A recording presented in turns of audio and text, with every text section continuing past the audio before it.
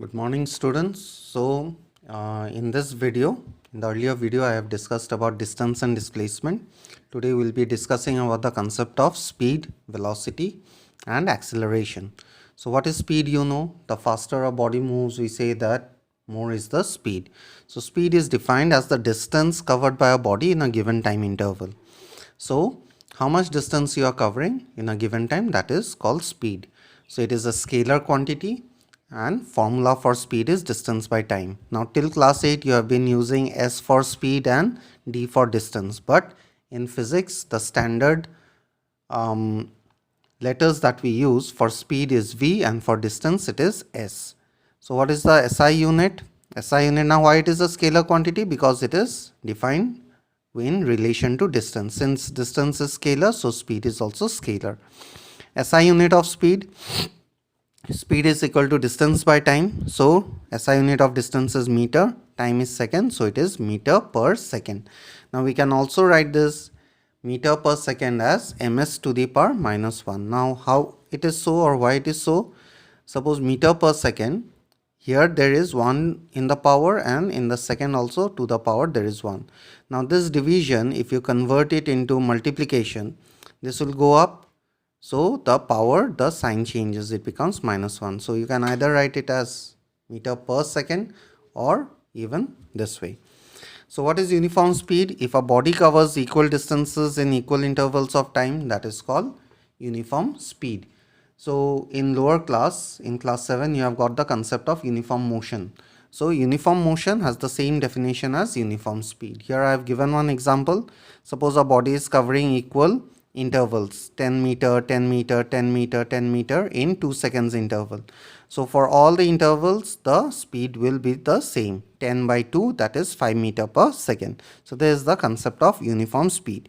Non-uniform speed, if a body is covering unequal distances in equal intervals of time. So suppose the first interval is 10 meter, next is 15 meter, next is 20 meter, and all the time interval is the same. So if the body is covering unequal distances, so here the speed will be 5 meter per second, here it will be 7.5 meter per second. So that is the concept of non-uniform speed. So there is another formula, average speed. Average speed, the formula is total distance by total time if we consider the entire journey. So in the vehicles you have seen a meter like this, the dial which goes up and down. So that's called the speedometer. Nowadays we have digital speedometer. And below also there is a dial where the number keeps on moving up. That's called the odometer, which measures the distance. There is one more meter here which can be reset to 0 before the beginning of a journey. That is called the trip meter. For a particular trip, how much distance you have traveled. Because when we use the odometer to find out the distance traveled, what we have to do? Initially, we have to note the reading at the beginning of the journey. At the end of the journey, you have to note down the reading and you have to subtract it. So rather than making it complicated, we are provided with the trip meter, which directly gives us how much distance the trip we have traveled in that particular trip. In the next one, so now we come to the concept of velocity. So velocity is very similar to speed, only that it is defined in terms of displacement. So velocity is defined as the displacement of a body in given time interval. And since displacement is a vector quantity, therefore velocity is also vector quantity. So velocity is displacement by time. We can also define it as rate of change of displacement. So rate of change of displacement, whenever we see the term rate, it means with respect to time. We don't have to mention time separately. So velocity is also displacement by time. The letters are the same. V is equal to S by T. SI unit is also same as speed, meter per second.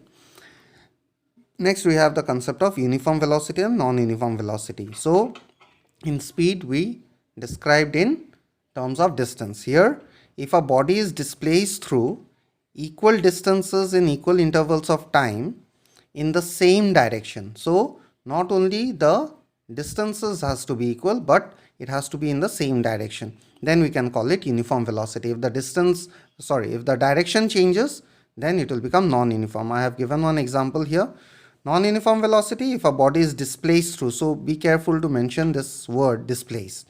So if a body is displaced through unequal distances in equal intervals of time, then or if it changes the direction, then it is known as non-uniform velocity. Now let us have a look at these three examples.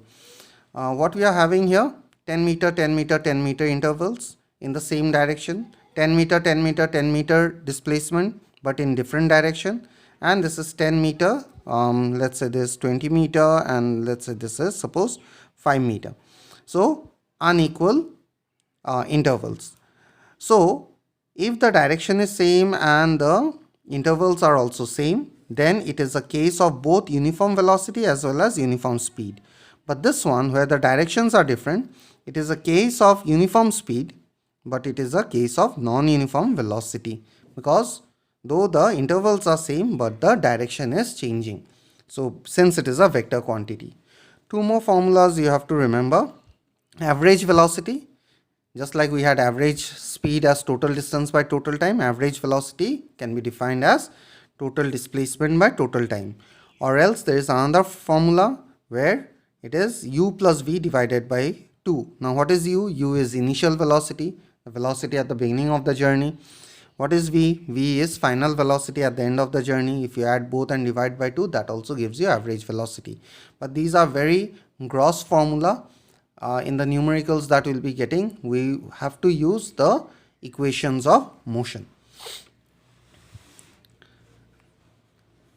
The last concept that we'll be discussing in this video is that of acceleration. So what is acceleration? Acceleration is defined as the rate of change of velocity. So it is a vector quantity, because acceleration we are defining in terms of velocity, and velocity is a vector, so acceleration is also vector. Now suppose you know what is acceleration. There is an accelerator pedal in the vehicle. Suppose if you are pressing on the accelerator pedal, the speedometer dial increases. So that means we are accelerating. If you leave the accelerator pedal, what happens? The speedometer dial decreases. That means we are decelerating, or it is also called negative acceleration.